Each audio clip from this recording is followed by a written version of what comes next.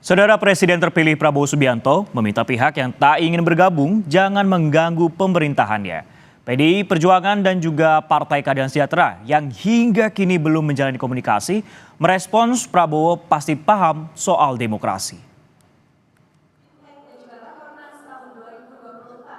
Dalam acara Rapat Kerja Nasional Partai Amanat Nasional di Hotel JS Luansa, Kuningan, Jakarta, Presiden terpilih Prabowo Subianto berpidato. Dalam salah satu pesannya, Prabowo meminta pihak yang tak ingin bekerja sama dengannya jangan mengganggu kerjanya kelak. Saya akan berjuang terus bersama semua kekuatan yang mau diajak kerjasama. Yang tidak mau diajak kerjasama tidak apa-apa. Kalau ada yang mau nonton di pinggir jalan, silahkan jadi penonton yang baik. Tapi kalau sudah tidak mau diajak kerjasama, ya jangan mengganggu. Orang lagi mau kerja kok. Kita mau kerja.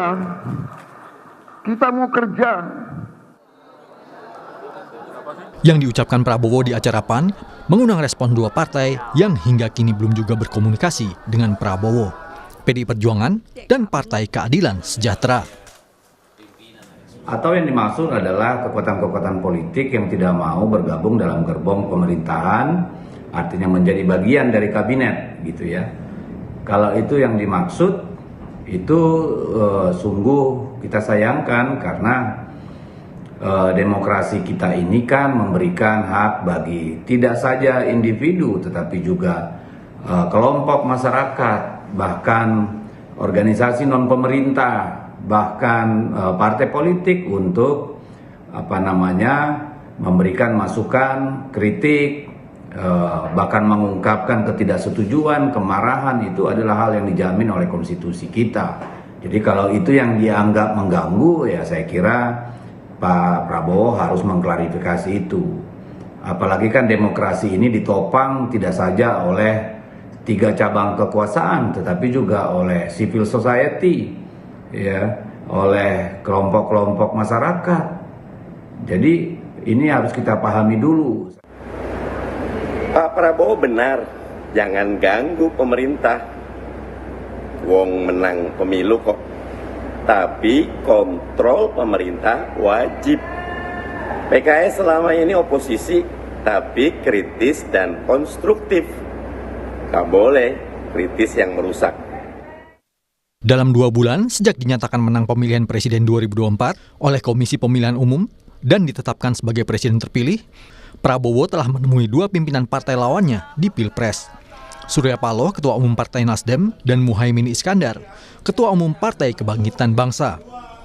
Kedua partai bersama PKS adalah pengusung pasangan Anies Baswedan, Muhaimin Iskandar dalam Pilpres 2024. Analis politik dari Universitas Al-Azhar Indonesia, Ujang Komarudin, ucapan Prabowo berbeda dengan realitas sistem demokrasi. Ujang yakin yang dimaksud Prabowo bukan mempermasalahkan oposisi yang mengontrol kinerja pemerintahannya. Kenapa?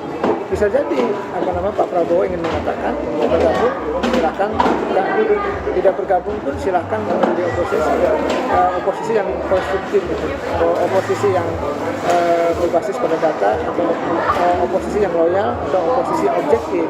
Nah, dalam konteks mengganggu itu bisa jadi bahwa ya jangan mengganggu, misalkan jangan sebar fitnah, jangan sebar hoax, ya kan? Jangan mengganggu kebijakan-kebijakan pemerintah yang baik, yang bagus, karena bisa jadi bahwa Pak Prabowo butuh kestabilan politik. Misalnya soal demokrasi, Pak Prabowo paham betul bahwa ya demokrasi itu butuh pihak yang mengontrol, butuh pihak yang mengawasi, dan itu perlu adanya pihak oposisi yang tugasnya adalah mengontrol, mengawasi jalannya pemerintahan agar terjadi check and balances. Saat ini, realitas politik juga menggambarkan bahwa kekuatan Prabowo bakal bertambah bila Nasdem dan PKB bergabung dalam koalisi Prabowo di kabinet mendatang. Sehingga di parlemen, hanya PDIP dan PKS yang menduduki posisi pengontrol pemerintahan Prabowo. Tim Liputan, Kompas TV. Udah, Bang?